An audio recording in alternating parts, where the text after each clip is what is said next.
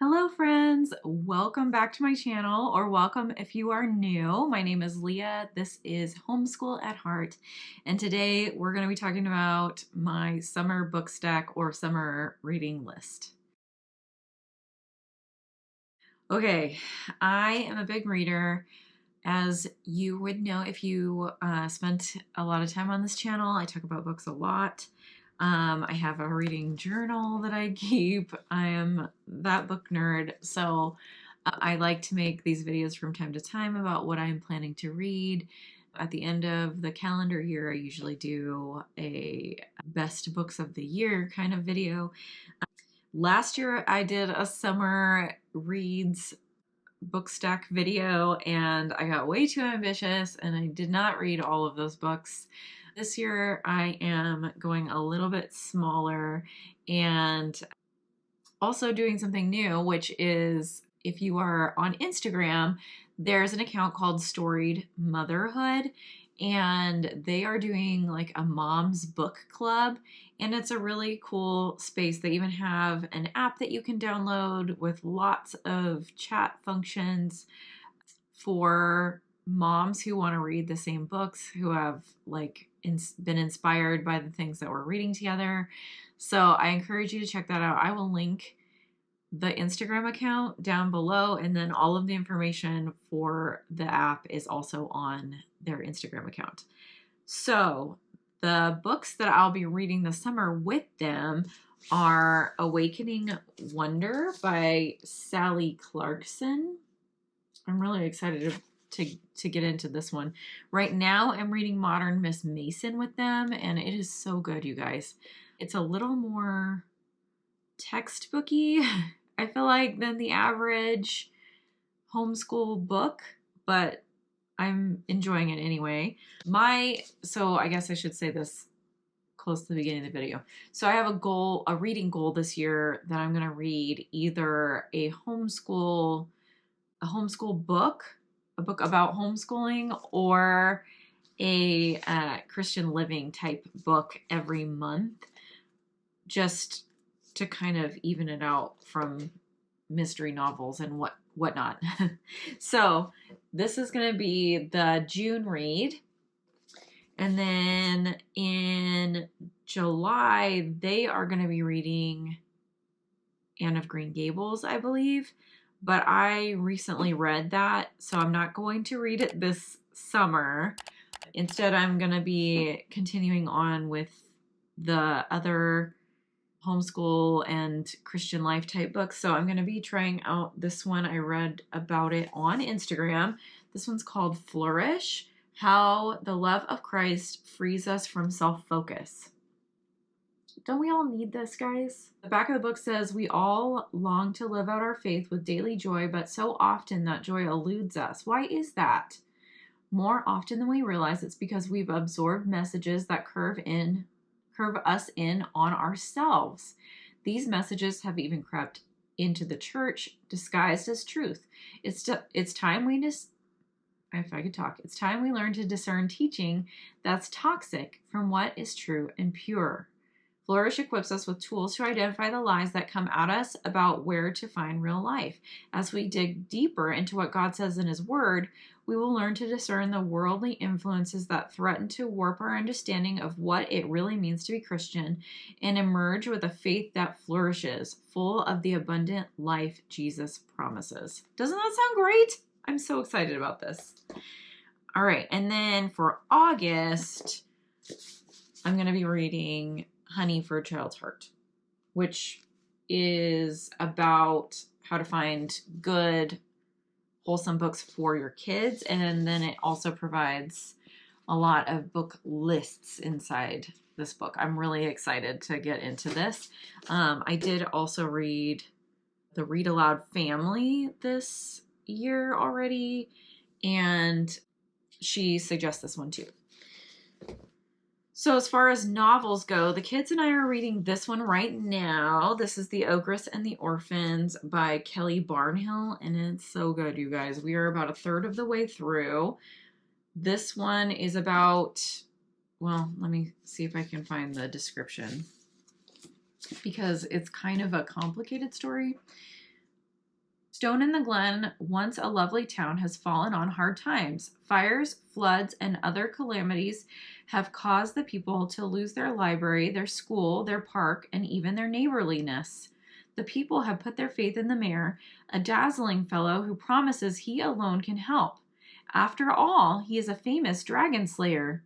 At least no one has seen the dragon in his presence.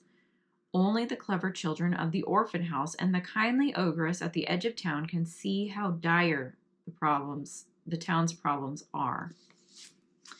That's not the whole description, but it's a good amount of it. So this is so good, you guys. This is by the same author who wrote The Girl Who Drank the Moon, which is on one of my recommendation lists. Cannot say enough good things about her. So imaginative, so good at storytelling. It captures all of my 3 children's interest, and they are 8, 10, and 11. And we are just having the best time reading this together. So we will continue reading this together, and then after that, I will be reading Out of the Shadow World to them. This is by my friend Colleen. I recommended her other book. This is a novel about, well, I'll read it to you. 10-year-old Pax Jackson doesn't know if he'll make it to his next birthday. He's sick and about to embark upon an unforgettable adventure. At their favorite climbing tree, Pax and his best friend, Janie, meet Wilmer, a comical bellbird who introduces them to a magical realm of enchanting creatures. The children sail a vast sea, navigate a frightening forest, and summit a perilous mountain in search of a mysterious healer. Will they be thwarted by the malevolent weeping willow, a horde of bumfuzzles, or the dragon snake? The kids face their fears and the lurking evil that threatens to destroy them. And they also contend with their own inner struggles. Pax, wounded by Janie's ignorance of suffering, and Janie, resentful of how Pax's illness has changed him. Will the mysterious healer meet their dreams and expectations? Pax and Janie return with newfound joy and hope, and an awareness of the very magical world that lies within their shadow world. Oh, Colleen's book is In the Hands of a Fiercely Tender God. So, this sweet friend of mine is battling terminal cancer and is continuing to be used by God in such powerful ways through her books. And also she's been featured on several podcasts and conventions and things like that. But I'm so blessed by her ministry of trusting God even in suffering. So this book is about a boy who has cancer and his journey to find joy in his suffering. So there's that one. We're going to be reading that together. And then a couple more books that I physically have that I plan to read this summer are A Long Walk to Water, based on a true story. This is a book about Naya, who goes to the pond to fetch water for her family. She walks 8 hours every day. Salva walks away from his war-torn village. He is a lost boy refugee designed to cover Africa on foot, searching for his family and safety. 2 young people, 2 stories, 1 country, Sudan. This mesmerizing dual narrative follows 2 threads, one unfolding in 2008 and one in 1985, with one hopeful message that even in a troubled country, determined survivors may find the future they are hoping for. This was also in Sarah Mackenzie's book, The Read Aloud Family. So I'm going to be reading that. I may end up handing this one over to Beth to read after I'm finished with it. And then this was another one in that book, My Side of the Mountain. And then there's 2 more, On the Far Side of the Mountain and Frightful's Mountain. This one is about Sam Gribley. Sam Gribley is terribly unhappy living in New York City with his family, so he runs away to Catskill Mountains to live by himself. With only a penknife, a ball of cord, $40, and some flint and steel, he intends to survive on his own. Sam learns about courage, danger, and the and independence during his year in the wilderness, a year that changes his life forever. So again, pre-reading for kids. They will likely be very excited. I'm sure that they're fine. I just am interested. But I am picky about what my kids read. So my goal for this year is to read 60 books.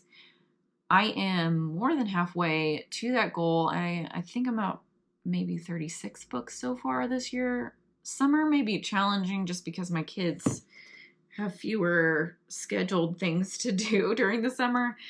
So I'm not exactly sure what it's going to look like for us yet, but I kind of started the beginning of this year getting a little bit through that reading goal. And then if I slow down during the summer, then I won't feel behind. Obviously, it's only a personal goal. So if I don't reach that, there's no consequence or anything like that. But one way that I read a lot of books, if you're wondering, is that I use the Libby app on my phone. You can use it with your library card. So what I do is I put a lot of books on hold because often audiobooks there's like a line for them because they only have a couple copies of them and they have to, work with copyright law. But that way I don't have to purchase them because likely I'm not going to listen to them more than one time. We have, things like Harry Potter and the Green Ember series and a few other things that we have purchased through Audible, and we do listen to those on repeat. But so I'll turn the camera around and show you guys, but I have so many books on here. There's 8. I can have 10 on hold, but I'm kind of like trying to figure out what I want to put on hold on the library. There's a few that I couldn't get through the library app, so I also use Audible. So here, I'll show you guys my wish list on Audible. I have several books. Some of them I need to take off because I've read them already, but I enjoy a good audiobook while I am doing things like gardening or doing dishes or folding laundry, things like that, as opposed to putting on the television and watching something that is not going to be good for my brain. So anyway, so I read a lot of books that way, and audiobooks, I don't know what your thoughts are on this. Let me know in the comments. Are audiobooks, in your opinion, just as good as reading a paper book? I really like having a paper book in my hand and sitting down to read it, but I don't always have enough time to do that as a mom with kids here all the time. So in order to feel like I can keep using my brain, I like to download audiobooks and listen to them that way. I am going to also show you guys what I use my reading journal for. So I'm a little bit behind in filling this out because you know how the end of the school year goes. It's so busy. May is just probably one of the busiest months of the year. I watched a Holderness Family video and they had a spoof on the song September, but they said it was Maycember and kind of compared the month of May to the busyness of the month of December, only it's not as good because you're not really celebrating anything, you're just busy. And that's totally true. Anyway, so here is what I kind of do with my reading journal. I kind of keep track of which books I've read. March, I read more books than any other month so far. I read 11 books in the month of March. I do also keep track of read alouds with my kids in here because they count. So what types of books they are, what I would rate them 1 to 5, what my favorite book of the month was, how many books, how many pages I've read. So I have a TBR list. This TBR is actually mostly books that have been recommended to me by other people. And then here are our read aloud books with some notes from me, extra notes. Here I have an alphabet challenge that I'm trying to complete. I will complete it. And then in the back, I do have like a commonplace section too, but I haven't written a lot of that. I need to write my thoughts about several books here, but here is kind of a spread of what I'm doing in here for this. So I'm keeping track of what I think about the book. I have the title, the author, start date, end date, what I recommend, my rating, and the genre, and then like what I'm thinking about each book. In here, I use a Canon IV photo sticker printer to print out the book covers to stick in here. I mean, I'm just having a good time with this. There's no real purpose other than personal development that I'm using this for, but I'm really enjoying doing something that's a little bit academic for myself. So I'm hoping that maybe one of these sounded good to you guys. Let me know what you guys are planning to be reading this summer. I'm just looking forward to having slower days. I can't wait, you guys. We're only a couple weeks away from this. So I hope you guys are having a good end of your school year, unless you're year round. In that case, not end of your school year, but maybe you're getting towards a break. But I hope you guys are having a great time with your homeschooling, and I will see you in my next video. Okay, guys, so I have some exciting news. First of all, thank you for watching all the way to the end of this video. I'm enjoying so much, you guys. I have been getting so many comments from you guys about content that I put at the end of these videos, and it just makes my heart happy that somebody's paying attention. So, guys, also I've noticed how much I say I have started like going through my videos when I'm editing and editing out every time almost every time I say So maybe you've noticed it, maybe you haven't. I don't think that it really makes the video look weird, but I had one comment about how many times I say and now I can't stop thinking about it. Anyway, so I have some exciting news. We got our car last night, our new car that I've been talking about for months now. We started this journey in January, I feel like, was when we started seriously looking for cars. We decided that we wanted just to recap, we decided that we wanted the Kia Carnival. I had looked at cars that were highly rated and could have up to 8 seats. And there were only 3, that I found. Maybe there are more, but this was on the list that I found, was the Honda Odyssey, the Toyota Sienna, the Honda Odyssey, the Toyota Sienna, and the Kia Carnival. So we previously have owned a Toyota Sienna. In fact, it's still sitting outside of my house. But 1, Toyotas are very expensive. And 2, they've changed the way that their 8th seat is. So they're going more towards the captain's chairs with a very tiny little seat in the middle of the 2 chairs. Because our kids are getting bigger, we didn't want a tiny seat. We wanted every seat to be able to fit a full-size adult person. So I have been climbing in and out of cars to sit in the seat to make sure that everybody's going to be happy in whatever seat they're in. So we landed on the Carnival because it was more in our price range. We didn't want to have a car payment, and we had some inheritance money that we were going to be able to spend on the car. So we were able to test drive one, chose it, and then what happens is that you have to reserve a car.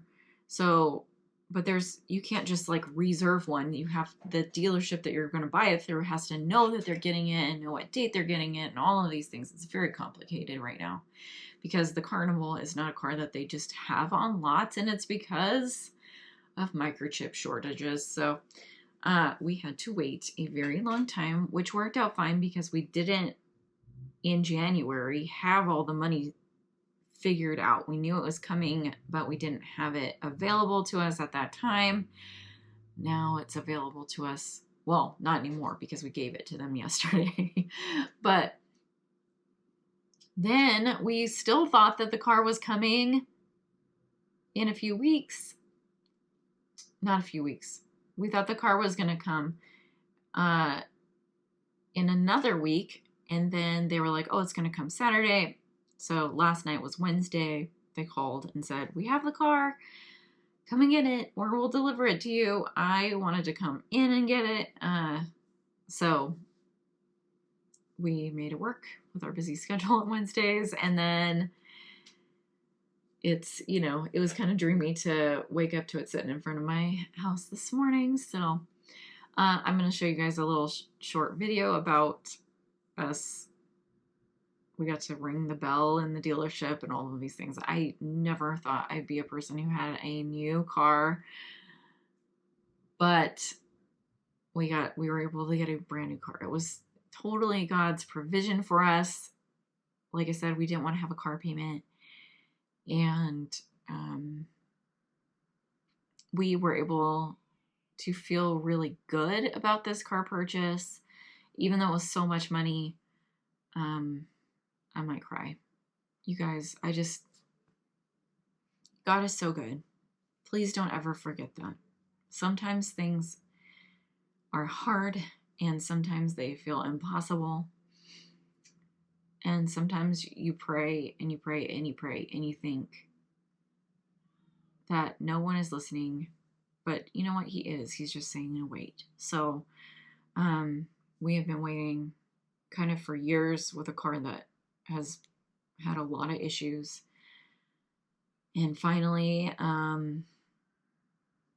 this kind of just happened, and it's such an answer to prayer, and I feel so blessed. So anyway, that is my story for you today, and I will talk to you in my next video.